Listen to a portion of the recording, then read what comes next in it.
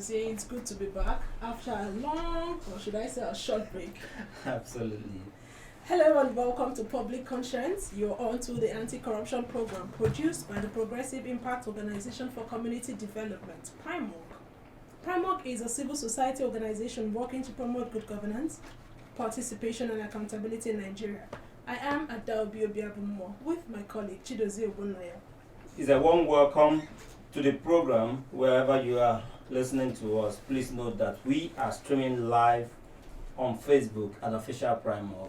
In case you are joining us for the first time, let me tell you that on Public Conscience we seek to evolve a corruption-free society through the amplification of investigative corruption stories by our partner media organizations and by alerting citizens and the government to their democratic actions against it. We equally promote integrity by amplifying rare cases of the display of honesty by public and private individuals in the course of their normal activities. We sincerely appreciate the MacArthur Foundation for supporting the production of this program. Adobe, it is an established fact that no nation progresses as it should without a sound and upright public service. The Nigerian civil service had its roots and structure from the colonial days and has been undergoing gradual and systemic restructuring since 1999 when Nigeria returned to civilian rule after years of military dictatorship. However, until this day, some Nigerians still consider the civil service stagnant and inefficient, with the supposed impact of public service bedeviled by ethical and accountability problems, which has over the years constituted significant drag in the growth and development of the nation. In case you do not know, there are over 300 federal government ministries, departments and agencies in the country. And what is disturbing is that over the years, different bodies, including government anti-corruption agencies, have accused MDAs of corrupt practices. For example, in 2021, the Independent Corrupt Practices and Other Related Offences Commission (ICPC) indicted MDAs of fraudulent manipulations of the annual budget. In 2022, a report by the Chartered Institute of Forensic and Investigative Professionals of Nigerians (CIFIPN) says 70 to 75% of Nigeria's national budget is lost to corrupt practices at all levels of governance in the country. Adobe, what is annoying is that almost on annual basis, Nigerians are entertained with cases of lack of accountability in the MDAs. Yet, the executive and legislative arm of the government do little or nothing to punish the masterminds or plug the obvious leakages in the system. And as the President Bola Tinubu's government gradually settles in, it is necessary that his administration understands the hurdle before it and why addressing corruption in the public service should be of paramount importance. Today's program will look at what the federal government must do to improve efficiency of the public service while reducing corruption to the barest minimum. But the big question is, how willing and ready is the federal government to fight public sector corruption? Is fighting public sector corruption a top priority for the federal government? What are those factors that could hinder the President Tinubu's led government from taking a tough stance on corruption in the MDAs? And for you out there, how much do you think public sector corruption has affected Nigeria's development? How can citizens, you and I, assist the government in fighting corruption in the public sector?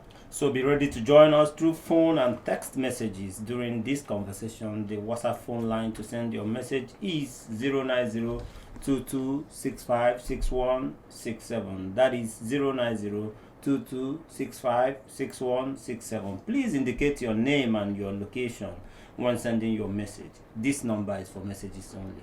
Please begin to send your messages as soon as possible to 0902-265-6167. That is 0902-265-6167. We will give out the numbers to call shortly. And if you just joined us, we are examining the task before Tinubu's administration as it concerns anti-corruption fight in government ministries, departments, and agencies. Don't forget that corruption in public service happens through procurement and budgeting scam, ghost workers phenomenon, nepotism, favoritism, amongst others. And joining us in the studio to set agenda for the President Tinubu's administration on ridding the public service of corruption is a former special advisor to the Honorable Chairman of Abuja Municipal Area Council on ICT, Abiodun Esset. You're welcome to today's program. Thank you. And also in the studio, we have the Program Coordinator at Social Development Integrated Center, Isaac Boti. You're welcome. So good to see you again, Isaac. We will start off today's conversation first with Abiodun Esset. Government MDAs are featuring strongly in allegations of public sector corruption. Could you give us a background of how we got here as a country and how delicate is the situation that we have found ourselves in terms of corruption? Okay, thank you very much for that. I'll start by saying this: when your foundation is destroyed, what can the righteous do?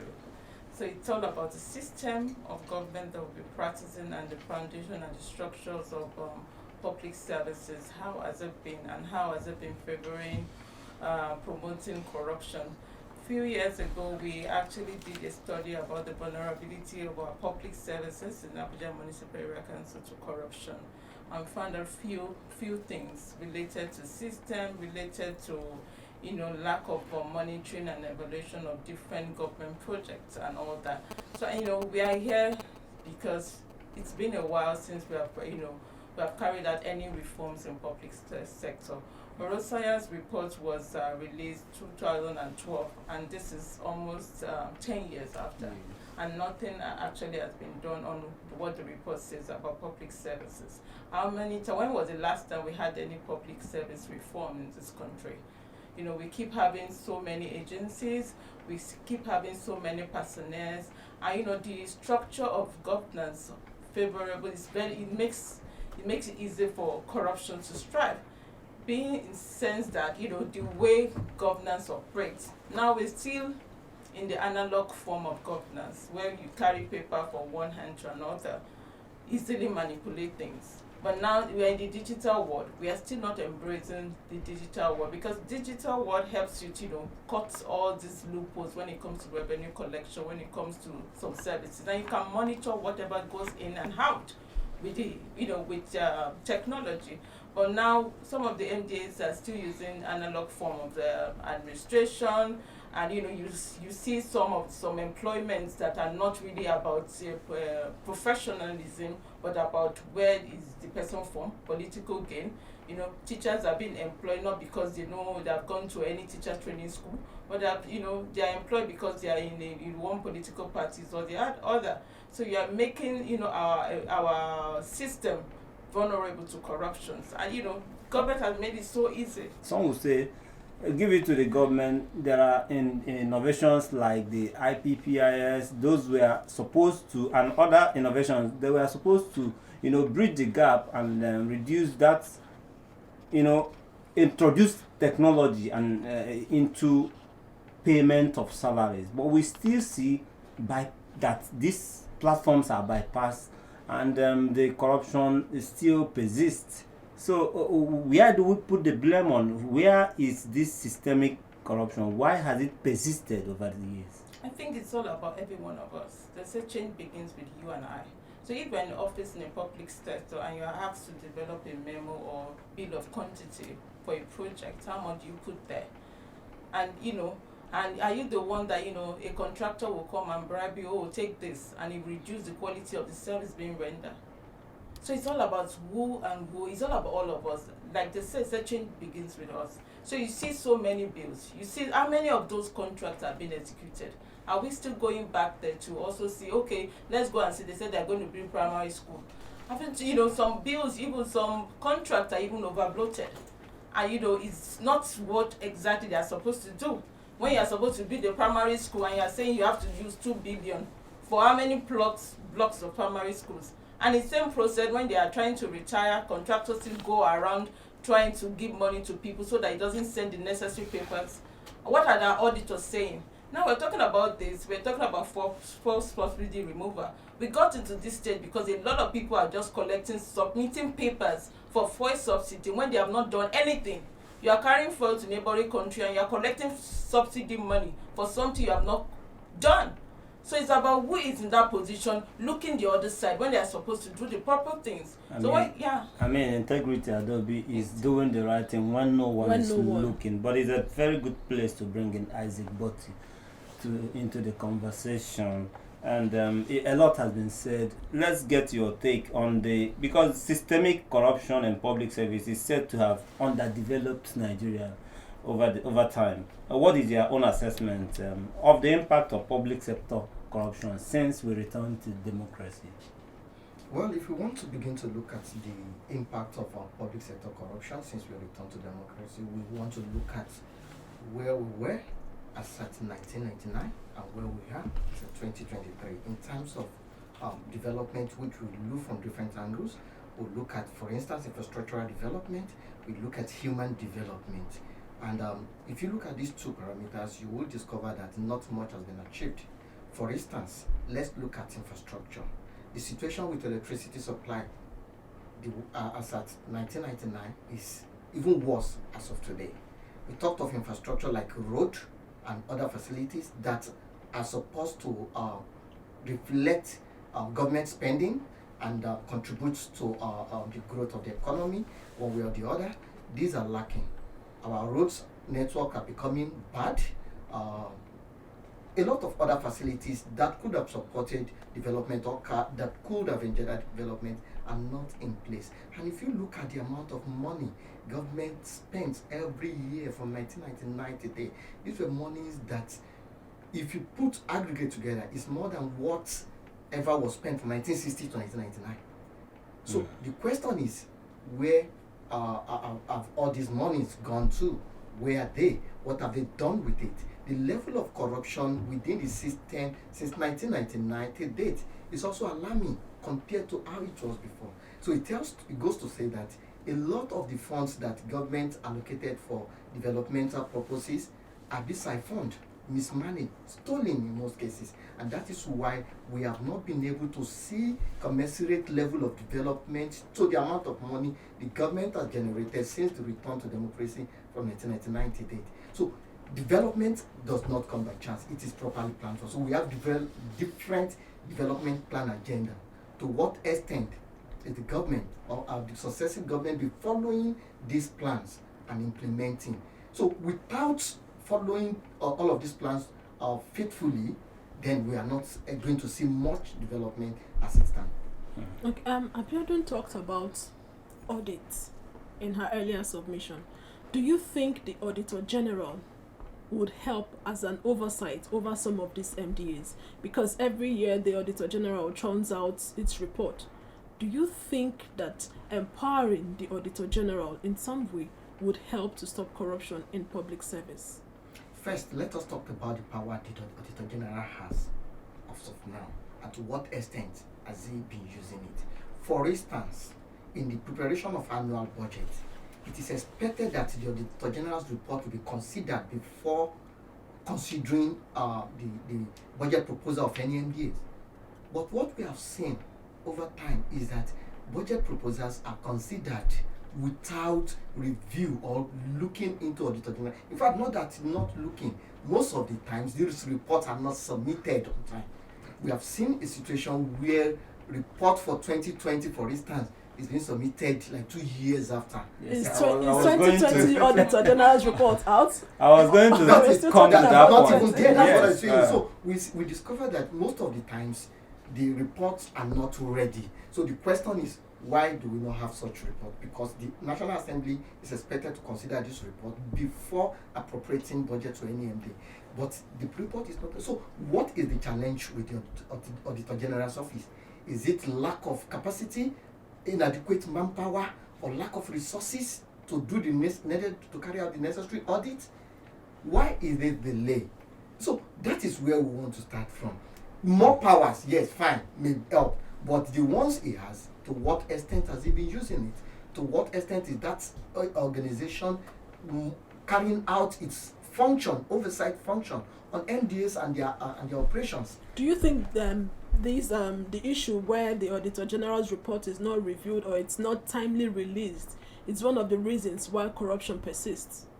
Of course, the idea of Auditor General's report is to enable for instance, the National Assembly, even the executive, to know where situation stands as regards to operations of MDAs, activities and projects they are implementing. But where this report is not there, government also does not know what the MDAs are doing in terms of real things. And so if budget proposals come in, and then you begin to see budgets or activities that were approved and maybe probably funds have been released for some years ago, still reflecting in the current budget, and somebody is going to pass that and say go ahead, and nobody is asking what happens to the fund that was released for you in the previous.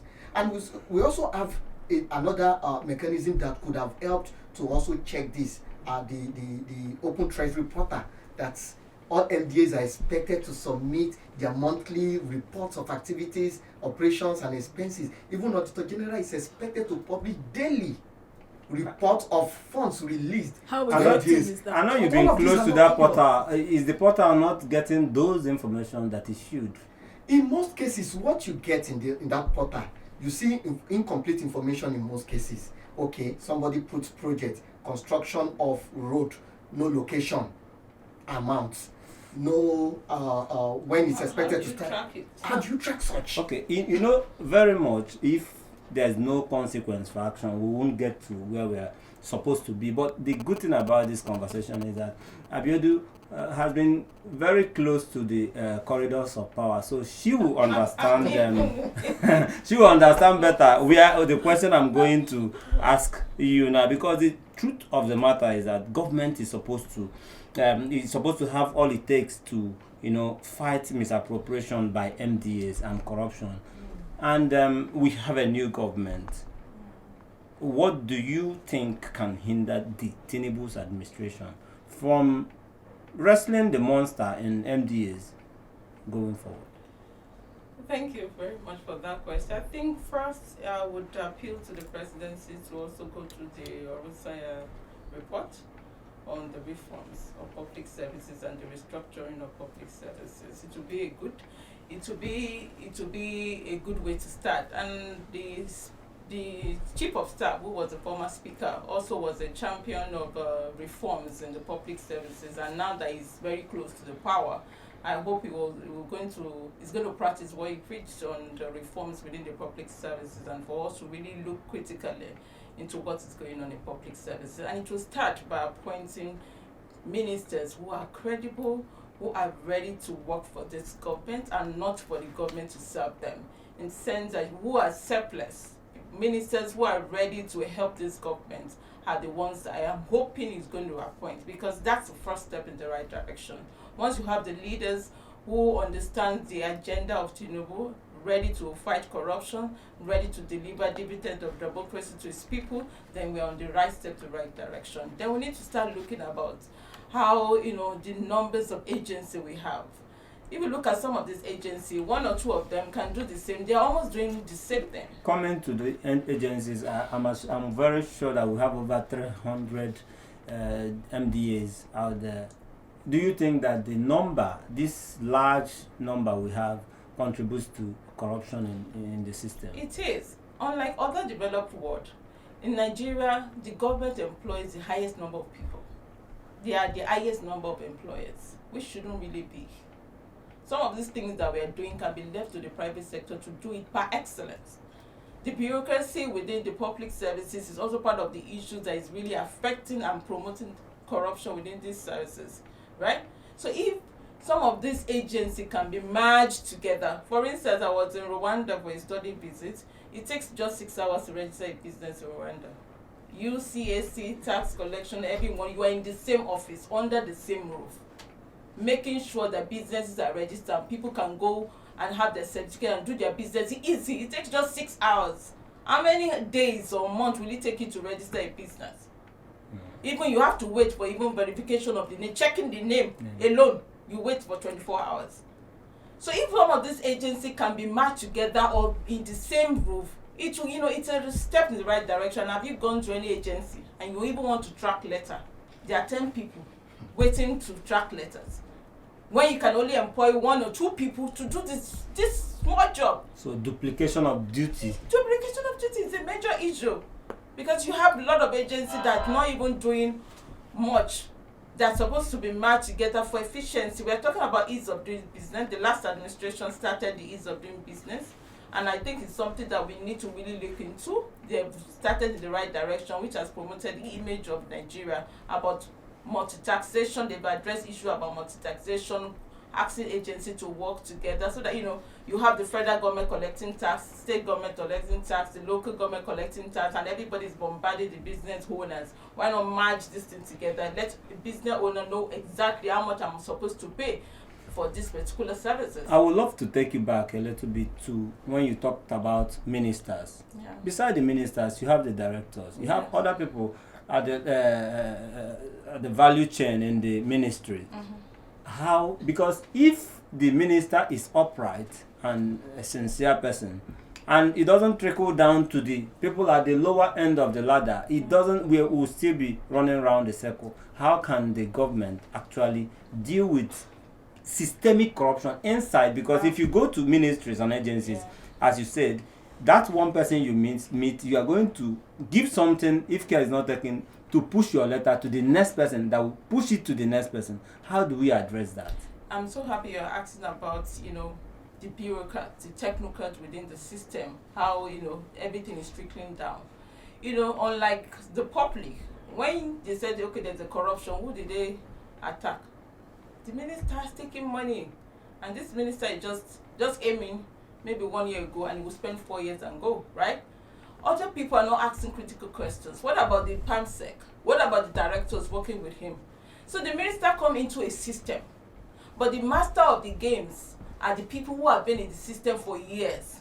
And that's part of the corruption. You see some directors that have been in one ministry for 20 years, making sure that nobody is posting them house. It's also part of corruption. They should change. PAMSEC should be changed regularly. Directors of different agencies should be changed regularly, because when you keep them in a pace for numbers of years, they mastered the system and they can adapt easily to corruption. They will be the one even showing the new minister, this is how we will collect the money. Because minister doesn't sign any money alone. You sign with other bureaucrats to say, okay, this is what we want to do. They will even tell you, because now that any minister, for us, now going forward, if any minister is arrested for corruption, the society should ask. The enablers. The enablers. Because it's not there alone. Don't do it alone. It's not there because bureaucracy the minister cannot even get some money alone if the PAMSEC doesn't agree. That's the level it sits. So why not say all of you in that ministry who are part of the approval of this thing should come or visit the FCC or any anti-corruption agency to be questioned, and the public should follow through. Moreover, Nigeria has signed into Open Governance Partnership since 2016. It's a great platform to hold the government accountable, because we sign up OGP as a country with members of the civil society organization. So Nigeria as a country has released up to third action plan. They've released their third action plan recently, saying this is what they have opened to. FOI, ease of doing business, different things, publishing, transparency, accountability of so many things. They've done that with members of civil society, and it's an opportunity for members of the public to hold the government accountable. And it has given, that open government has given the citizens a voice to hold government accountable, because they said they want to be open. Sign up to Open Governance Partnership, meaning that you want to address corruption, you want to promote transparency and accountability, and you're not doing that alone. You are doing it with also members of civil society organization in your country. And you are making sure that anything you are doing is open for people.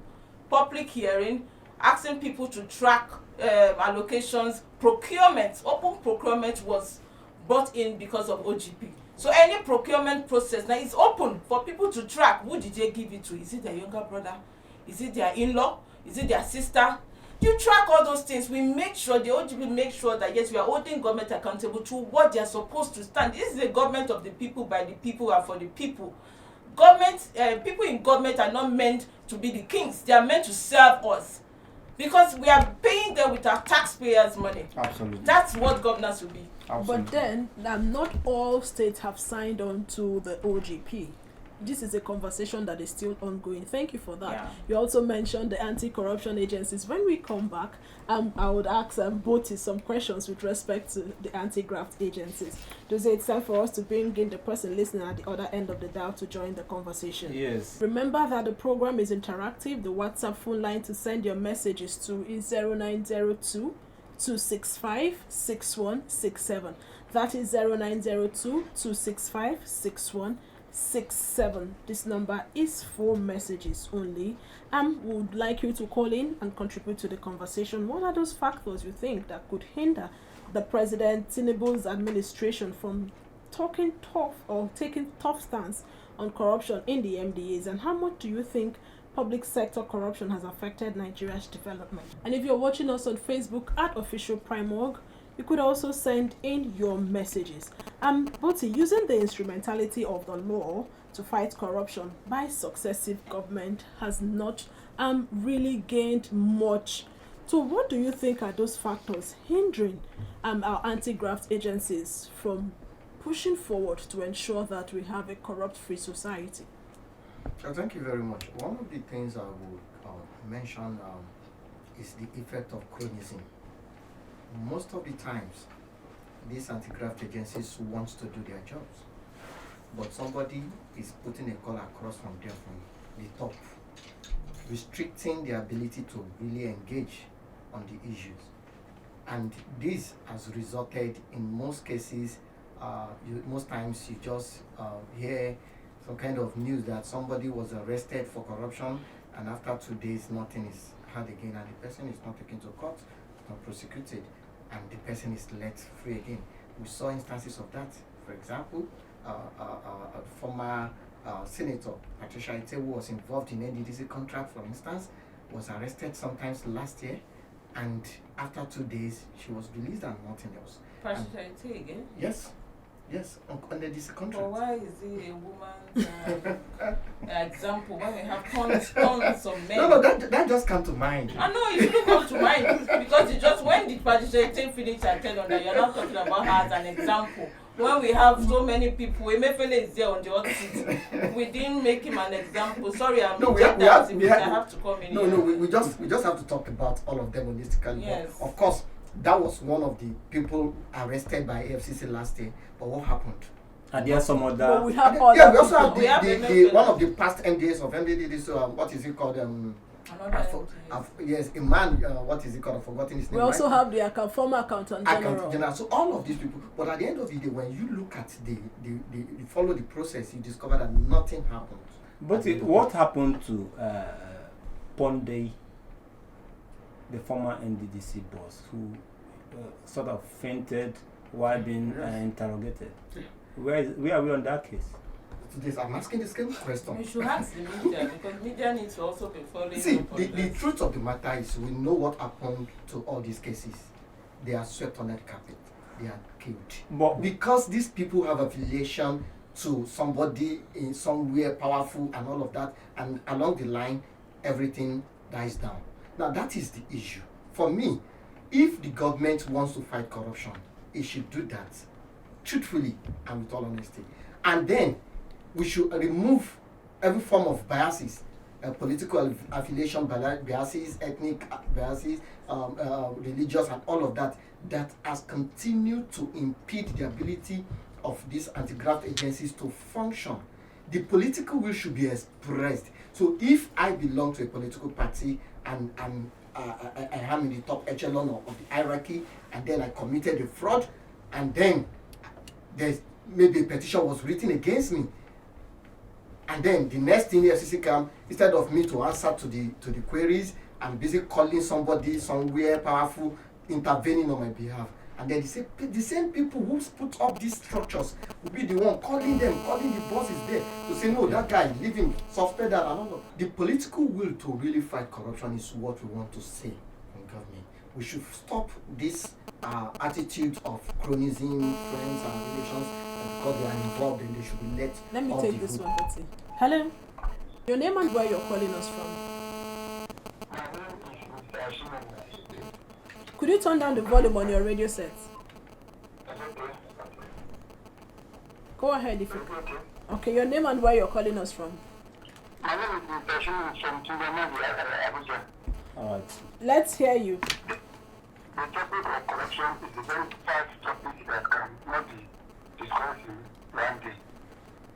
And before you can tackle it, how are you addressing the person concerned?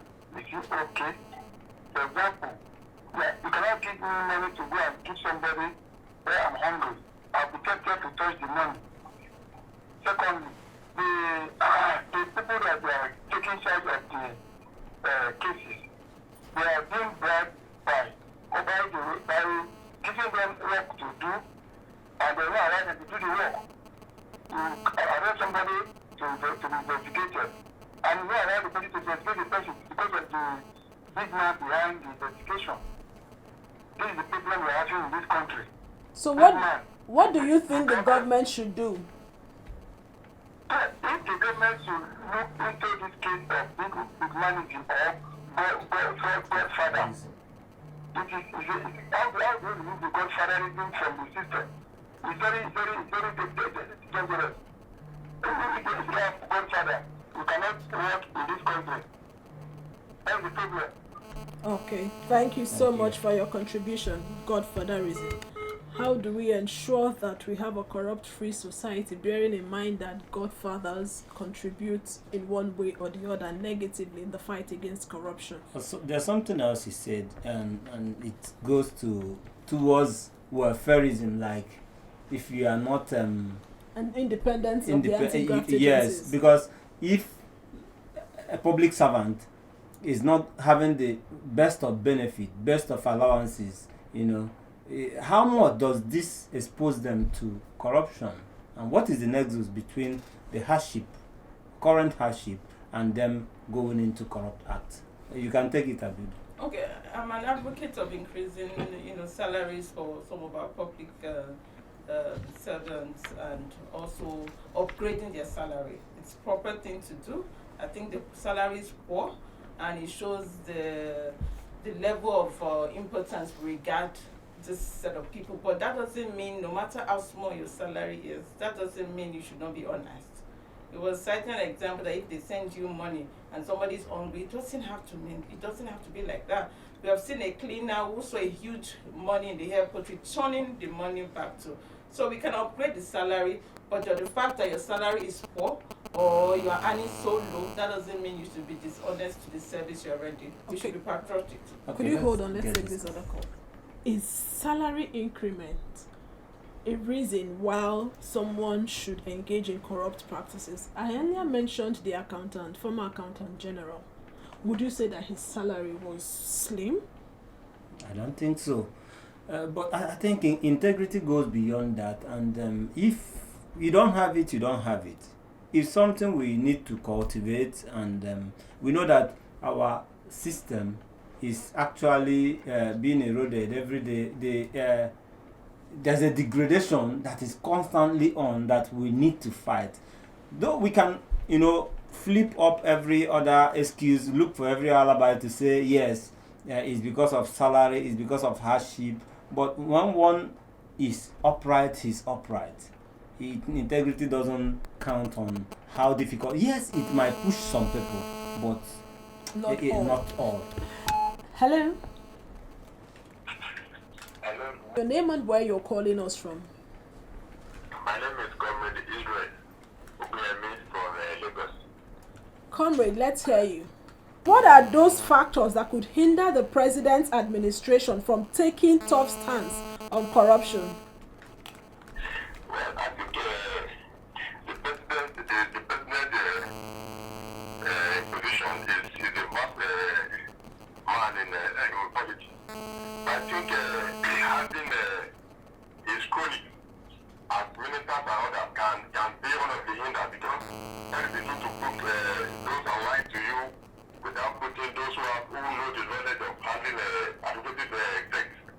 So I think we should go beyond putting those who are really into those fields, into military appointments and others. Because we've seen from onset that those who think we are friends in politics, putting them in power, they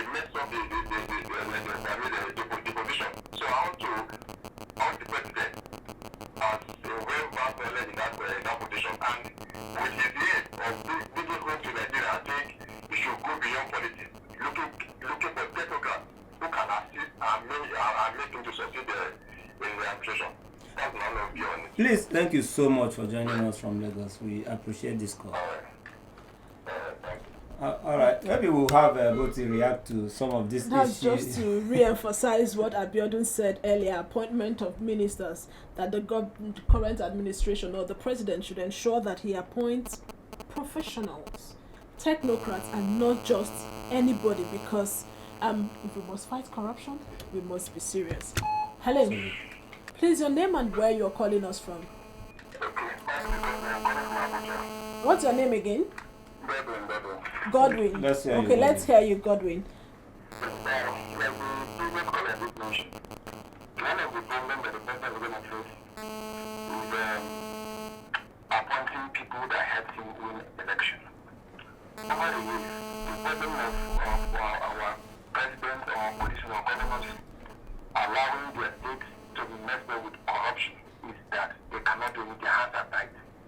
If someone helped you to win an election, did the dirty jobs, know your secrets, and aided you and attended all the crimes you did to get into power, how is the cost you have to talk to that person? To say, my friend, sit down, don't do this thing again. You will look him into your eyes and you feel shy. So I think by appointing people that help you win an election, or your favorite people or your family members, are one of the bases that cause this corruption. More also is the fact that permanent secretaries are not exempted from this corruption. These people are the lords themselves. They have been there for years. And the minister just coming that probably have only 4 years. In that 4 years, you have a lot to execute.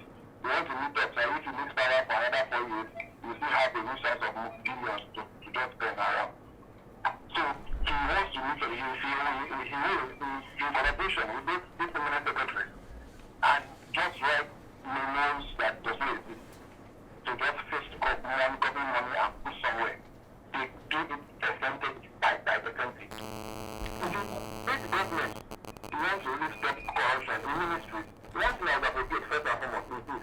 First and foremost, let every contract be signed on television or not television. Let people, the constituencies that are involved, you watch this contract being signed, you know the name of the company, the owner, so they can follow up.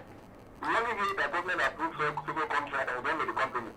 You don't have to even follow up. No man like us don't even know where to go and get this information. Okay, thank you Yes, so much. Transparency and accountability on the part of the government. Thank you for your contribution. And I know very much our guests want to react to some of this, the connection between appointment and fighting corruption in the system. But also, let me just raise this issue because I know you talked about the NDDC, how you people followed up on NDDC corruption allegations out there. How far have we gone with the forensics? We know that the last administration, they got the report, the forensic report, but nothing was heard later about the implementation. We don't even know the content of that forensic report. You tell us more about that and react to the callers. Okay, so let me quickly, let me start from the last caller. While I agree with the fact that yes, there is need to appoint the right set of people to work with Mr. President to achieve its goals and bring about development, I think it goes beyond that. Just appointing ministers, PAMSEC and what have you, it goes beyond that. First, we want to understand that the corruption situation in Nigeria is systemic. And to address a systemic corruption, then you need to be strategic in your approach towards it. Yes, one of those things is to make sure you have the right people to do the right thing. What did they call? Square peg in square hole and what have you. But then, what about the various anti-corruption policies, programs, initiatives that the country has? To what extent are they being implemented? And for me, that should be a starting point. See, if the structure, if the system is gotten right, whosoever comes there, even if it is Judas that is employed as a minister, he will comply with the system because the system is designed in a way that will not permit corruption. So to allow a system that is devoid of corrupt practices means that The government need to follow all the programs, policies, initiatives that have been set out to address corruption issues in Nigeria. That, for me, is the starting point. So when we begin to look at some of these programs, some of these initiatives, how much of this is being implemented? To what extent have they addressed significantly some of the gaps and challenges? For instance, we have issues around, we have, what is it called, legal framework on money laundering. And we saw the effect in the last 2-3 years, how much was recovered and all of that. We had the whistleblowing policy that helped to recover, or to discover rather, so much amount of money that was taxed different places across the country. And these initiatives are doing well, but of course there is need to continue to back them. For instance, we talked about the whistleblowing policy. There is a need for a law to back it up, to protect the whistleblowers. And because this is one of the things that will encourage anyone who wants to speak up. And then we have other initiatives, fantastic initiatives that the previous administration brought on board. We need to strengthen all of these things. So what I expect from the president is to sit down with his think tanks and review these initiatives. Where are the gaps? What are the challenges? Why are they not being implemented? And then we begin to come up with specific programs or policies to address these gaps, so that once these things are functional, better implemented, whosoever comes on board as minister or as what have you, we comply. They say strong institutions is what we need than strong individuals. Talking about individuals, we've talked about the reforms from the president, what he should do, but we cannot completely exonerate the citizens who in some cases are also culpable in the acts of corruption. What should be your advice to the citizens, that person listening to you? And that also goes to talk about the issue of poor economic situation leading people to being corrupt. Yeah, we understand that there is need for people to live well. Your well-being matters, but it is not a yardstick or a ground for engaging in corrupt practices. That somebody is poor does not give him the impetus to go and steal. If you do that, the law catch up with you, you know the consequence. So for me, yes, government needs to, because we need to address the issue of poverty so that we are able to curtail some of these things. But then the people need to change their attitude. People need to change their attitude. We need to begin to look at attitudinal change and value reorientation that will enable our people to think right. So if I come to your office, for instance, I said I want to do something, and you tell me, Isaac, before this thing can be done, bring 1,000 naira. And I begin to ask a lot of questions, and I'm ready to put you out there to expose you. Then all of us will begin to readjust. So we need to get to that point where we begin to change our attitude, we begin to rethink our values, what matters to us as a people, what matters to us as a society. Is it the pecuniary benefit you are going to gain from all of these activities, or the integrity that comes with it, and the impression this gives to impress on Nigerians anywhere behind the world. But we can go on and on. The issues of Nigeria is out there. But let's anchor on this in just 10 seconds. What will social action be doing about NDDC forensics? Now, with regards to NDDC forensic audit, while it was received under former President Muhammadu Buhari, nothing has actually been done, except that the president gave a directive that all contractors mentioned in that report should refund money to NDDC. And in October 2022 rather, NDDC published some 2,000 names, over 2,000 names of contractors that should receive money. But up to today, nobody is tracking them. Nobody knows how much. So we want that forensic audit report to be public. If you want to see the context, we want to see those indicted. Okay. The public needs to begin to track them. The anti-graft agencies need to begin to follow up on these people to ensure that they attract those who need to refund money, refund the money. All right. We'll create time to talk about this because it's a whole lot of conversation out there. But we must thank you so much for joining us this morning as we begin to round up. Yes, we really must go to see. Please visit our news website, primognews.org. That is primognews.org for all the details of our reports and interviews. Visit our website, www.primog.org, to get all the information about Primark. And you can watch our videos on Primark TV, our YouTube channel. Please subscribe to get reminders when we have a new post. We sincerely appreciate our guest, a former special advisor to the Honorable Chairman of Abuja Municipal Area Council on ICT, Abiodun Esset, and the Program Coordinator at Social Development Integrated Center, Isaac Boti. Thank you for being a part of today's episode. It's a pleasure. Public Conscience has the support of the John D. and Catherine T. MacArthur Foundation, committed to building a more just, verdant and peaceful world. Get more information about the foundation on its website, macfound.org. Join us again here next week for another episode of Public Conscience. And remember to follow us on Facebook, Twitter, and Instagram at Official Primark. I am Chidozie Obunnaya. While we enjoy the benefits of corruption, we should also think of the negative consequences it has on the society. Remember that birth registration and birth certificate are both free if your child is under 18. Help stop the corruption in birth registration. And do not pay for birth certificates. Also remember that you can give us information or hint about corrupt acts through our phone at 0902-265-6167 or info@primark.org. I am Adalbi Obiabumo. Stay safe.